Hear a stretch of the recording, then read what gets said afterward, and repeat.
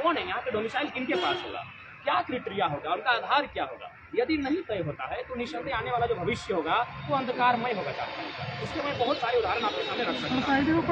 कई ऐसे विधानसभाएं हैं, मैं क्योंकि रिपोर्ट मेरे पास कागजी नहीं है इसलिए मैं इनडायरेक्ट करना चाहूँगा। कई विधानसभाएं हैं, दर्जनों विधानसभा ऐसे हैं जहाँ लाखों अवैध वोटर आईडी है।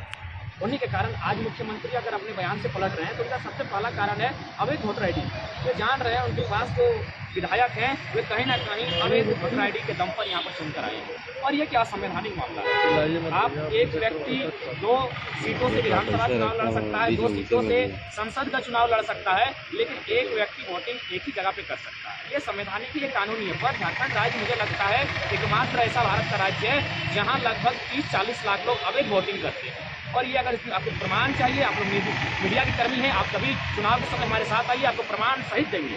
तो ये चीज़ें जो आने वाले समय आएंगे, अगर राज्य सरकार नियम नहीं बनाती है, दोहरी वोटर आईडी को खारिज नहीं करती है सर्वे करके, झारखंड जो मूलवासी आदिवासी हैं, निसंदेह ये भोले भाले लोग हैं कि आने वाले फ्यूचर चले जाएंगे। और हमने भी पढ़ा है इतिहास को, हमने पढ़ा है मंडेला के इतिहास को, हमने मार्टिन किंग लूथर को पढ़ा है कि किस प्रकार वहीं के लोगों ने उनका शोषण किया था। तो निसंदेह झारखंड का शोषण लगातार जो विकसित राज्य हैं वहाँ के लोग लगातार करते आ रहे हैं। इसका प्रमाण है, आप टाटा में जाइए, HEC में जाइए, आप सेल में जाइए, सिंदरी प्लांट में जाइए, जहाँ भी आपको जाना है स्थानीय लोग नग्न मिलेंगे। स्थानीय लोग कहाँ मिलेंगे? गुजरात में मिलेंगे, महाराष्ट्र में मिलेंगे, कई तो विदेश जाने लगे हैं। और ये हम नहीं, सरकारी आंकड़े कह रहे हैं 12 लाख कोरोना काल मजदूर झारखंड वापस आते हैं। तो जब झारखंड 40% खनिज अकेले देने वाला राज्य, वहाँ के लोग अगर पलायन करेंगे तो मैं नहीं कहता हूँ, भारत संवैधानिक देश से किसी को रोजी रोटी करने के लिए आने के लिए मना ही नहीं है, लेकिन पहला अधिकार वहाँ का जो मूल निवासी है उसका बनना चाहिए। अगर मेरी माँ ने रोटी बनाई है तो पहला अधिकार मेरा होना चाहिए। उसके बाद अगर पड़ोसी का बच्चा भूख से रो रहा है तो मैं माँ से खुद कहूँगा कि एक टुकड़ा उसे दिया,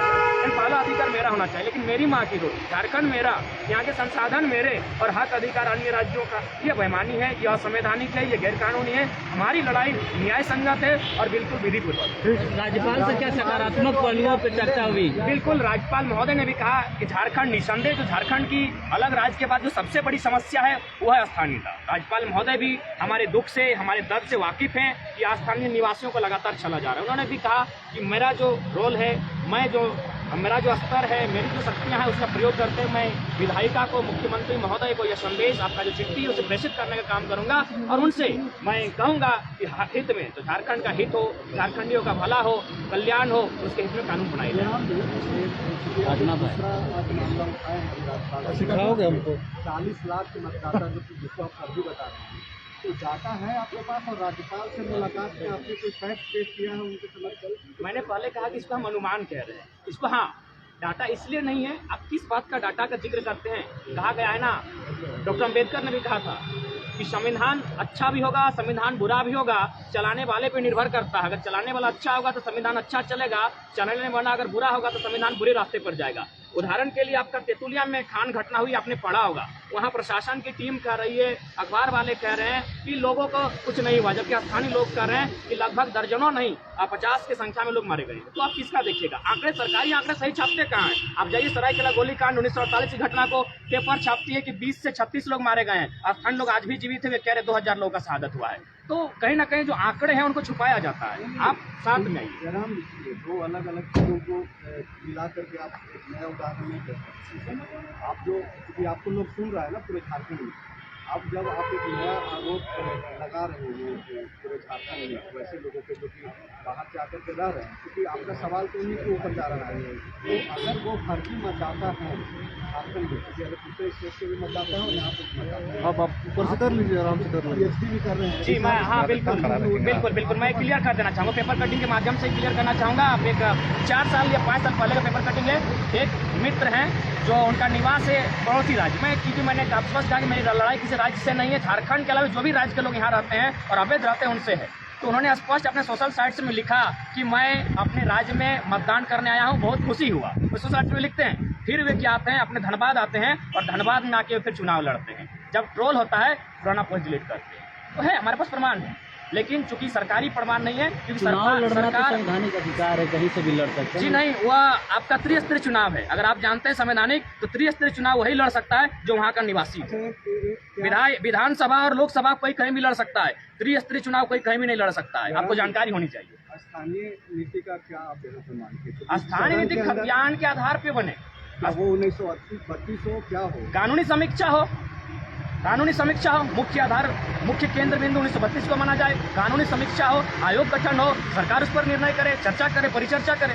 जयराम जी, इसमें एक समस्या आती है कि जो सर्वे है वो इसी से रिलेट कर देते हैं। एक करके आप जो बोल रहे हैं जयराम जी कि कानूनी समीक्षा हो, आप ही की बात को मुख्यमंत्री ने सदन में कहा कि हम लोग कानूनी समीक्षा कर रहे हैं और उसको पढ़ लिख रहे हैं। तो जब मुख्यमंत्री की बातों को आप दोहरा रहे हैं, मिलने की क्या जरूरत है? राज्यपाल से मिलने की आवश्यकता इसलिए है कि राज्यपाल, केवल राज्यपाल ही नहीं, इनके पास एक संवैधानिक दायित्व है। ये चांसलर होते हैं, ये पढ़े लिखे व्यक्ति होते हैं। विधानसभा के लिए कोई नियम नहीं है कि व्यक्ति पढ़ा लिखा हो कि नहीं हो, वह व्यक्ति, उसके लिए क्राइटेरिया नहीं है। राज्यपाल का एक अलग क्राइटेरिया है, ये समझेंगे, राज्यपाल बने हैं, ये समझेंगे। पता होगा, ये चांसलर लोग हैं, ये एकेडमिक पर्सन होते हैं, मुख्यतः एक दो अपवाद हो सकता है, तो ये समझेंगे हमारी भावनाओं को। और चूंकि मुख्यमंत्री ने बयान आपके सदन के भीतर दिया है कि हम लोग अगर विधेयक बनाएंगे तो न्यायपालिका उसे खारिज कर देगी। पहला काम विधेयिका का होता है, आप विधेयक बना तो लीजिए, नियम बना तो लीजिए, बना नहीं, हमारी भाषा में कहा जाता है कि मरने से पहले भूत बनना। तो वही हाल मुख्यमंत्री का है। हमने देखा मुख्यमंत्री, हम लोग तो पहली बार मुख्यमंत्री से ही मिलने गए थे, राज्यपाल से मिलने गए थे, हम तो विधानसभा गए थे। जब वहाँ से सकारात्मक पहल नहीं मिला, हम लोग राजभवन की ओर आए, हम राज्यपाल से मिलने आए। जयराम जी, अलग अलग जिलों पे अलग अलग सर्वे हुआ। समय मांगे हैं मुख्यमंत्री के जी हाँ, उनके पास भी शेड्यूल गया है, मुख्यमंत्री से मिलने की बातें हुई हैं, लेकिन मुख्यमंत्री फिलहाल सत्ता का आनंद ले रहे हैं, फिलहाल क्रिकेट का मैच खेल रहे हैं, उन्हें जनता की सुख सुविधा से शायद वास्ता नहीं लग रहा है। जयराम जी, 1932 बहुत जिलों में 85 है सर्वे, अलग अलग जिलों पे अलग अलग समय पे हुआ, तो फिर कैसे कोरिलेट करेंगे? सारा ये बहुत बड़ा समस्या है। एक बात बताइए, जब झारखंड के लोग ही अपना हक अधिकार मांगते हैं तो इतना आनंद फानंद क्यों होता है? सभी राज्यों का अपना पहचान है, तब कोई आनंद फानंद नहीं होता है। सभी राज्य के लोग जी खा रहे हैं, कोई आनंद फानंद नहीं होता है। जब झारखंड के लोग ही अपना अधिकार मांगते हैं तो आनंद फानंद क्यों? आज एक बात बताइए, 1900 आप 2000, बहुत से लोग कहते हैं कि 2000 को कटअप माना जाए। एक बात बताइए, 2000 को कटअप कैसे माना जा सकता है? झारखंड एक औद्योगिक क्षेत्र रहा है, यहाँ के लोगों का आगमन, कोयला का जैसे ही उदय हुआ, लोगों का आना जाना शुरू हो गया, वे लोग यहाँ रहने बसने लगे। अगर आप 2000 को कटअप मानते हैं तो इससे क्या होगा? जो यहाँ के मूलवासी है, जिनका यहाँ के सिवा कुछ नहीं है, उनके साथ नाइंसाफी होगी। इसलिए 2000 को, उस दिन को कटअप नहीं माना जा सकता। ठीक है, अगर आप उसको कटअप मानते हैं तो एक बात बताइए, उसमें तो लोग फंस जाएंगे जो लोग उस 2000 कटअप मानने कह रहे हैं। क्योंकि जिस समय 2000 में झारखंड अलग हुआ, अगर एक भाई धनबाद में था तो दूसरा भाई जम्मू में था, आप क्या कीजिए उस समय? क्या कीजिए? अगर पति धनबाद में था तो पत्नी आपका अलग राज्य में थी, उसको कटअप माना जाए? पॉसिबल है? नहीं है। वे कमाने के लिए आए। उसके बाद भी उन क्षेत्रों में आप निवास कर सकते हैं जो सीएनटी में नहीं आता है, जो एसपीटी में नहीं आता है, जो 9वीं अनुसूची में नहीं आता है, वहाँ आप निवास कीजिए। अगर आप 9वीं अनुसूची का उल्लंघन करते हैं, सीएनटी को वायलेंट करते हैं, एसपीटी को तोड़ते हैं, तो हम तो गुनहगार नहीं है, असंवैधानिक तो आप हैं जो लोग इस कार्य को कर रहे हैं। ठीक है जयराम जी, सड़क, सदन और अब राजभवन आते तो मिल गया, अब आगे क्या करेंगे? आगे की रणनीति तय होगी। जब तय होगी तो आप चैनल वालों को बुलाएंगे और आपके समक्ष रणनीति को प्रस्तुत करेंगे। लेकिन फिलहाल रणनीति बनी नहीं है, रणनीति लगातार बन रही है, जनता से संपर्क किया जा रहा है। रणनीति जैसे ही बनेगी निसंदेह हम लोग आगे, और ये आंदोलन नए झारखंड निर्माण की ओर है। और आपको स्पष्ट कहना चाहेंगे, एक बात याद रखिएगा, कुछ दिन पहले आपका छत्तीसगढ़ अलग हुआ, उसी समय हमारा उत्तराखंड अलग हुआ, लेकिन संघर्ष नहीं हुआ था। याद रखिएगा, वहाँ संघर्ष नहीं हुआ था। हमने 88 साल संघर्ष किया था, इसीलिए झारखंड के आंदोलन को आप दूसरे राज्य के आंदोलन से कंपेयर ना करें। हमने 88 साल संघर्ष किया था, 88,000 बलिदान दिया है, तब झारखंड मिला है। आप दिखाइए छत्तीसगढ़ में कितना शहादत हुआ, आप दिखाइए उत्तराखंड में कितना शहादत हुआ, आप दिखाइए महाराष्ट्र और गुजरात जब 1960 में अलग हुआ कितना शहादत दिया गया। हमने शहादत दिया है, हम एक शहीद का बेटा है, मेरा बाप का रक्त बहा झारखंड की माटी के लिए, हम दर्द को जानते हैं। इसलिए झारखंड के आंदोलन को अन्य राज्यों से कंपेयर ना किया जाए। झारखंड एक अधिकार मांग रहा है, न्याय संगत है। असंवैधानिक वे लोग हैं जो सीएनटी को वायलेंट कर रहे हैं, एसपीटी को वायलेंट कर रहे हैं, 9वीं अनुसूची का उल्लंघन कर रहे हैं। हम संवैधानिक लड़ाई है, क्योंकि मैं पुनः रिपीट करूंगा, भारत एकल नागरिकता की बात करता है, नागरिकता देश देता है, स्थानीयता राज्य देती है। हमारी स्थानीयता क्या है, हमारी डोमिसाइल क्या है, कौन है झारखंडी, ये सरकार को, विधानसभा को तय करना होगा, जो अभी तक तय नहीं हो पाई है। हुई है तो कहीं ना कहीं उसमें साजिश है, षड्यंत्र की बदबू आ रही है, उसे मिटाकर खतियान के आधार पर ही नीतियां तय हो, तभी झारखंड बचेगा। नहीं तो फिर आने वाला वाला दिन जो हाल कभी निग्रो का था, जो हाल मंडेला के देश में मंडेला के लोगों का था, मार्टिन लूथर किंग का था, जो बात जोमो केन्याटा ने, शायद नाम कंफर्म नहीं हो पा रहे लेकिन मानता हूँ जोमो केन्याटा ने कहा था कि अफ्रीका के आदिवासी जब क्रिश्चियन का आगमन हुआ उनके हाथों में बाइबल थी, हमारे पास जमीनें थी, हमारे हाथों में बाइबल आ गई, जमीनें चल गई उनके पास। तो वही हाल झारखंडियों का हुआ है। जो लोग मांगने आए थे वे लोग आज करोड़पति नहीं अरबपति बन चुके हैं, और झारखंड के मूलवासी हैं आज दर दर की ठोकरें खा रहे हैं। उदाहरण के लिए चांडिल का डैम 60,000 एकड़ जमीन अधिग्रहण किया गया, 1.5 रुपया डिसमिल। कहाँ इतना बड़ा अन्याय हुआ है बताइए, रिपोर्टर है आप लोग। 1.5 रुपया डिसमिल जमीन लिया जाता है, 1.5 रुपया डिसमिल में 60,000 एकड़ डिसमिल, यानी 60 गाँव को उजाड़ा गया है। आइए रिपोर्टिंग कीजिए वहाँ जहाँ रिपोर्टिंग करना है, पार्वती कांड को रिपोर्टिंग कीजिए। हत्या को आत्महत्या बनाया जाता है, कंपनी को एक उंगली नहीं कर पाती है प्रशासन, वहाँ रिपोर्टिंग कीजिए। जब झारखंडी स्टूडेंट हक के लिए मांगते हैं तो आप लोग घुमाते हैं क्यों है? झारखंडी सही है और सही है, चाहे लड़ाई जितनी लंबी पड़े हम लोग लड़ेंगे। जयराम जी कई गुटों में आंदोलन बटा, एक गुट कोई स्टेट गेस्ट हाउस में कोई बैठकें कर रही है, एकत्रित कर रही, तो आप यहाँ राज्यपाल से मिलने आए। कहाँ क्या हो रहा है? स्टेट गेस्ट हाउस में कई आंदोलनकारी बैठकें कर रही हैं। देखिए एक बात पहला आपको तय करना होगा, हमारी जो टीम है एक जगह सब नहीं आ सकते हैं। कोई गोड्डा में रहता है, कोई कोल्हान में रहता है, पॉसिबल है। हम लोग छात्र पढ़ने वाले, हमारा जिम्मा है गोड्डा वाले गोड्डा में जगह है, संथाल परन्ना वाले दुमका वाले दुमका में आंदोलन करें। राज्य में हर जगह आंदोलन होना चाहिए। जब समय आएगा सब एक मंच पर दिखेंगे, दिग्भ्रमित करने का प्रयास ना किया जाए। ये झारखंड खतियानी की लड़ाई है, सब खतियानी एक मंच पर। मुख्यमंत्री के बयान को किस तरीके से देखते हैं जयराम जी? मुख्यमंत्री के बयान को किस तरीके से देखते हैं?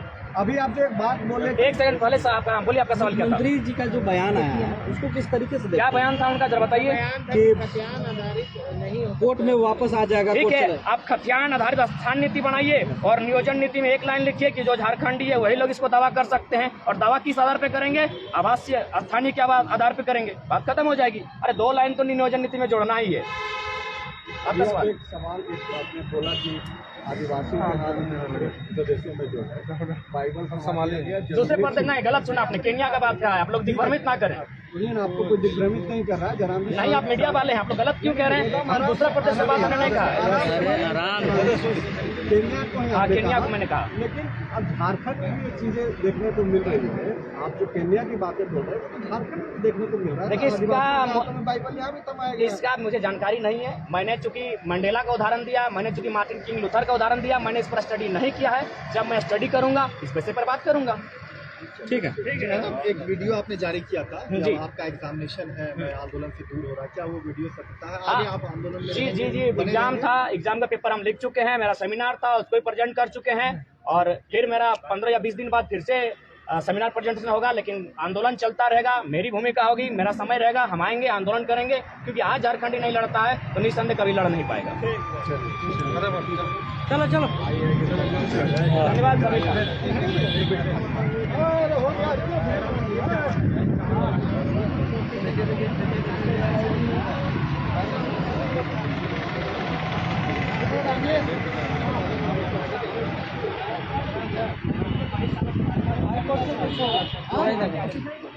यहाँ की पहचान हो पाइए।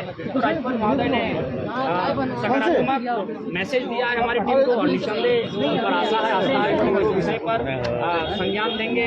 माननीय मुख्यमंत्री को विधानसभा संज्ञान देंगे, और विधायिका जो है उसका कर्तव्य विधेयक बने हमारे लिए, हम यही मानते हैं।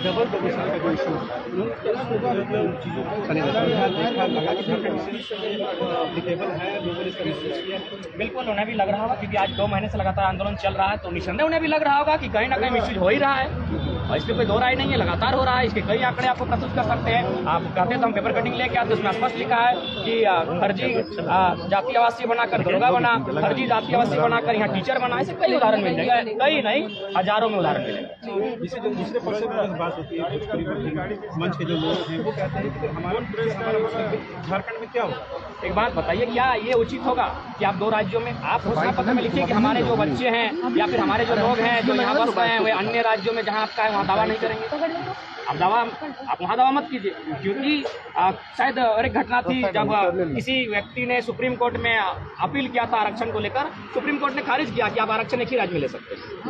तो ये माना जाए कि झारखंड में जो लोग बसे हुए हैं, जिनके पास खतियान है, उन्हीं का फ्यूचर है, उन्हीं का मुस्तकबिल है, बाकी जो लोग हैं वो अधर में रहे। नहीं, ऐसा मैंने नहीं कहा। मैंने हमेशा कहा कि इसके लिए 85-15 का क्राइटेरिया लागू किया जाए, इस पर भी गहन समीक्षा हो। मैंने तो कभी नहीं कहा। मैंने तो 2011 की जो जनगणना है उसको आधार माना। 2011 की जनगणना कहती है कि 70% तो गाँव में रहते हैं और 22-23% शहर में रहते हैं, उसमें भी 5 या 7% झारखंडी होंगे, तो उनको मिलाकर 84-85 बनता है। आप 84-85 झारखंड को रखिए, बाकी 15 अन्य राज्य जो भी जहाँ से आते हैं उनको प्रावधान में दिया जाएगा। जिस तरह से कल अनूप सिंह का विरोध हुआ, ये क्या बताता है कि जो भी खतियानधारियों के साथ जो मूलवासी आदिवासियों का खड़ा नहीं होगा, बिल्कुल होगा। चाहे वह अन्य राज्यों से आके यहाँ विधायक बना हो, चाहे इसी माटी का बेटा हो, जो झारखंडियों के साथ खड़ा नहीं होगा, जो मूलवासी आदिवासी के साथ खड़ा नहीं होगा, उन तमाम विधायकों का विरोध होगा। फिलहाल नहीं करें। ठीक है,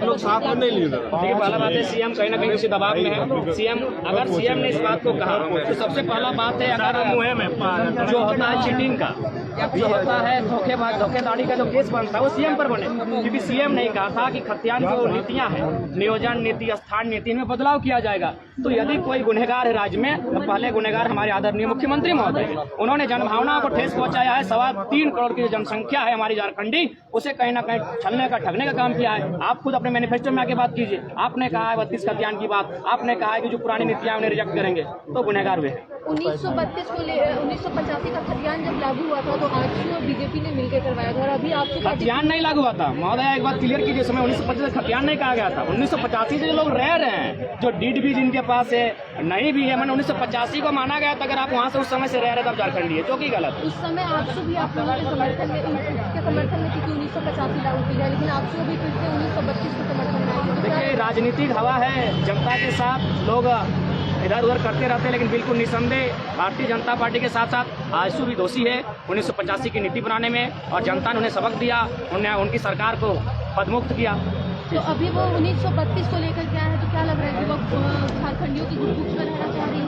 शायद उनका यही लग रहा है कि वे गुटबुक्स में रहना चाहते हैं, उनके दिलों में रहना चाहते हैं। बाकी ऐसा कुछ दिख नहीं रहा है, लेकिन झारखंडी जनता समझ चुकी है। अब यहाँ से आर पार की लड़ाई होगी, नए झारखंड के निर्माण की लड़ाई होगी, एक ऐसी लड़ाई होगी जहाँ झारखंड को पहला अधिकार मिले, बाकी जो छूट जाए। भाई कीजिए ना, आपका देखिए तमिलनाडु में आपका ग्रुप डी का वैकेंसी वहाँ खाली हो जाता है, जाइए वहाँ जो जाना है, बंगाल को जाना है, महाराष्ट्र को जाना है, बिहार यूपी जिसको जाना है, तो उस प्रकार झारखंड उसे संपन्न राज्य बनेगा। बस यहाँ का जो रिव्यू जाता है उसे रिटर्न वापस किया जाए, जो नियम था उससे झारखंड फलेगा फूलेगा, लेकिन उस पर किसी की चर्चा नहीं है, कोई विजन नहीं है, कोई मिशन नहीं है। यहाँ सबका एम्बिशन है अपनी संपत्ति बढ़ाना। विजुअल नहीं बना है, थोड़ा वहाँ पे खड़ा हो जाइए ना। बस 5 मिनट में खाली। जयराम महतो ने अपने साथियों के साथ राजभवन में राज्यपाल रमेश बैस से मुलाकात की, मुलाकात कर बाहर निकले हैं। जयराम जी, किन बातों को लेकर ये मुलाकात? हमारे जो मुद्दे हैं जिससे झारखंड आज 22 सालों से जल रहा है, खतियान आधारित स्थानीय नीति, नियोजन नीति झारखंड के हित में, उद्योग नीति, विस्थापन नीति, और साथ ही 10th और 12th का जो नियोजन नीति था उसे रद्द किया जाए। क्योंकि देखिए, हमारे बहुत सारे भाई बंधु महाराष्ट्र में रहते हैं, तमिलनाडु में, गुजरात में रहते हैं, वहाँ उन्होंने पढ़ाई कर लिया, 10th और 12th वहाँ पास कर लिया। ऐसे में क्या होगा, गैर झारखंडी हो जाएंगे। रांची में बहुत सारे जर्मनी के लोग रहते हैं, उनके बच्चों ने यहाँ से 10th 12th किया, क्या वे झारखंडी हो जाएंगे? तो इसलिए ये कहीं ना कहीं अनैतिक, 10th और 12th झारखंड से पास होना और यहाँ दावा करना अनैतिक है। तो हमने इस बिंदुओं को रखा। उसके बाद चूंकि भारत देश की बात करता है, गलत बात है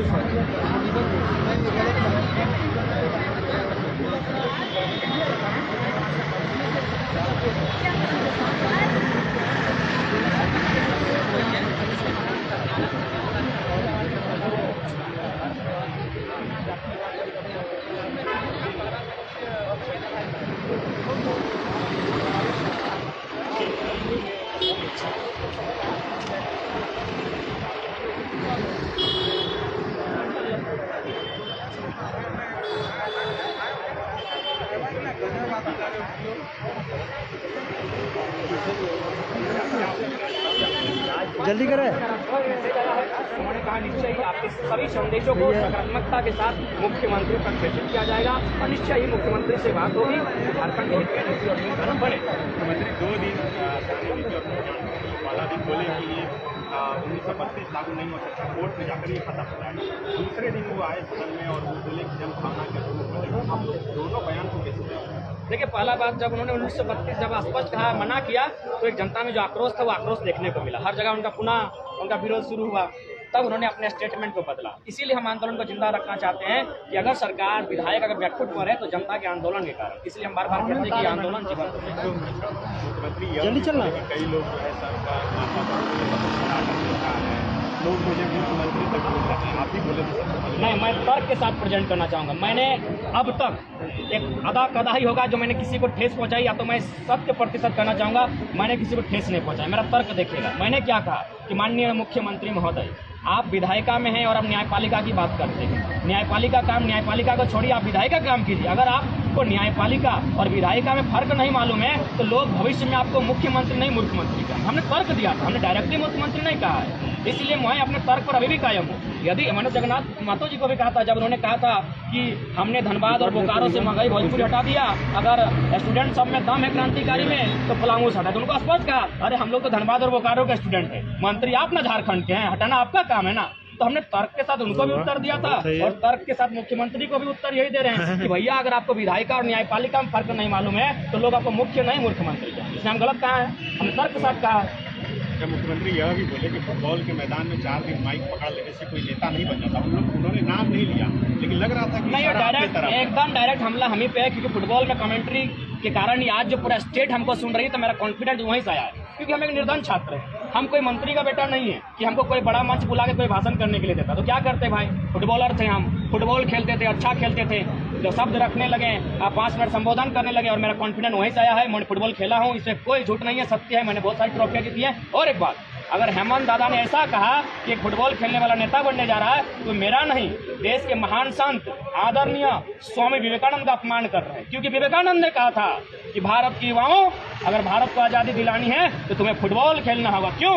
क्योंकि भारत जाति में बटा था, भारत धर्म में बटा था। लेकिन आप फुटबॉल का खेल देखिएगा, खासकर जो गाँव में लड़के खेलते हैं उस जर्सी को पहनते हैं जिससे बदबू आती है, जिसको आपका सगा भाई नहीं पहनेगा, आपकी माँ खींचने से कतराएगी, इतना सेंट मारता है, उस जर्सी को दूसरा खिलाड़ी पहन को करता है। फुटबॉल लोगों को जोड़ता है। आप चले जाइए दुर्गा पूजा में, लोग कहेंगे हिंदुओं की भीड़ है। आप चले जाइए जलसा में, कहेंगे मुसलमानों की भीड़ है। सरू लोग कहेंगे आदिवासियों की है। आप चले जाइए अन्य पर्व में, कहेंगे कुर्मी की भीड़ है, तो ये फलना की भीड़ है। लेकिन आप फुटबॉल के मैदान में जाएंगे ना, कोई माई का लाल नहीं बोल पाएगा ये किसकी भीड़ है, ये इंसानों की भीड़ है। तो फुटबॉल के मैदान से जुड़ा होता है तो वास्तव में इंसान होता है, उसका पाँव भी जमीन में होता है, उसकी सोच भी जमीन में होती है, और खेल का मैदान हमेशा अनुशासन सिखाता है। विवेकानंद ने कहा था, देश की युवाओं फुटबॉल खेलो। यदि तुम्हारा मित्र नहीं है, फुटबॉल लो, ग्राउंड में निकल जाओ, मित्र मिलेंगे। फुटबॉल गलत नहीं है। उन्होंने तो गीता और फुटबॉल में कहा था फुटबॉल को पहले चाहिए, विवेकानंद ने कहा था, तब गीता पढ़ने में इंटरेस्ट होगा।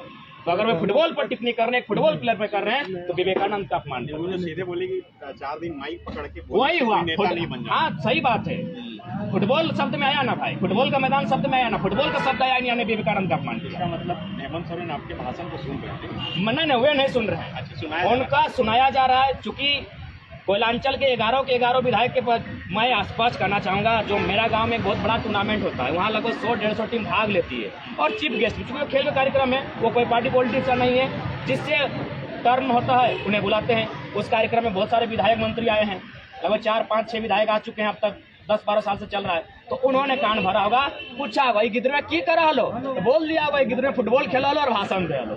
तो गिद्र में आरोप पूछा लाए, कहा देंगे आज जिस प्रकार गुरुजी एक आंदोलनकारी है, ठीक है, बड़ा नाम है, सम्मान करते हैं, विनोद बाबू के साथ चले, हम भी आंदोलनकारी का बेटा है। फर्क है, आप सीएमए के स्टूडेंट हैं। एक बात किसी ने कहा था नरेंद्र मोदी को, जब उनसे कुछ बात हुई थी कि मोदी जी पहले आप भी एक सांसद है, हम भी एक सांसद है, लेकिन आप प्रधानमंत्री बन गए, उससे पहले आप सांसद हैं। ठीक उसी प्रकार वे भी एक आंदोलनकारी के पुत्र हैं, हम भी एक आंदोलनकारी फुटबॉलर, बाद पहले में आंदोलनकारी शहीद का बेटा, इसको याद दिला दीजिए उनको। तब आगे अब क्या कीजिएगा?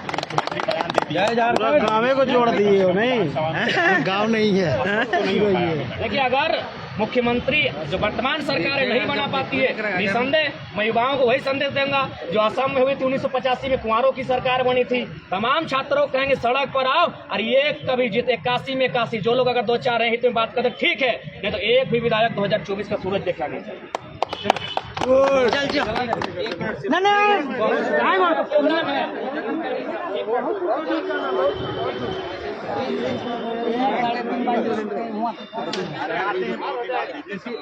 नहीं के प्रोग्राम है अभी तो रोल कहाँ जाना क्या कुछ मुद्दों को लेकर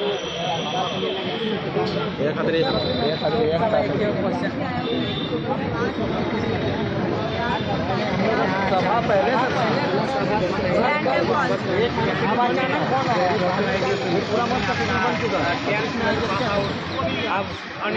एक तो आज एग्जाम भी था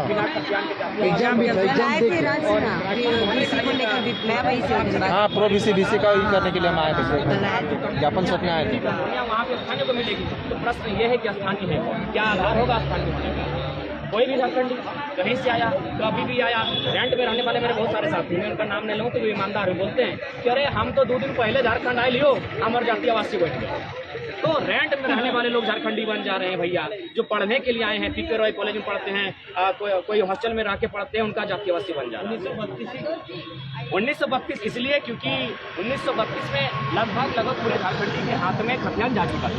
जो आपका सर्वे 1902 में स्टार्ट हुआ था, कड़क्टर सर्वे जिसको बोलते हैं, वो 1915 होते हुए कहीं 1928 तक फाइनली 1932 तक सारा चीज क्लियर हो चुका था।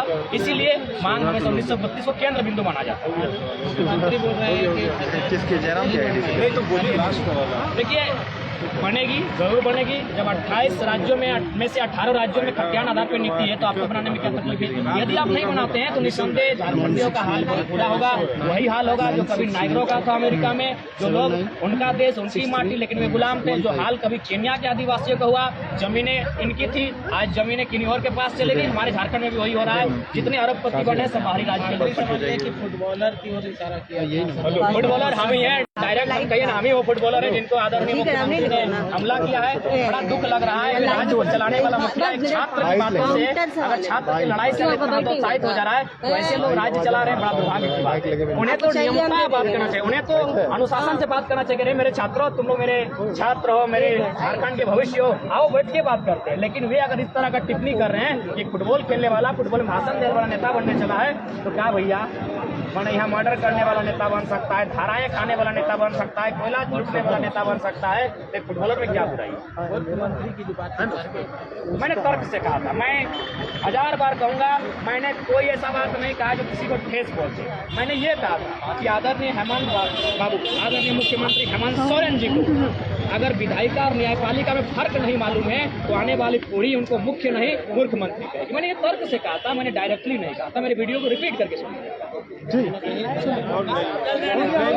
प्रोग्राम हम लोग 1 घंटा रात में हो जाएगा।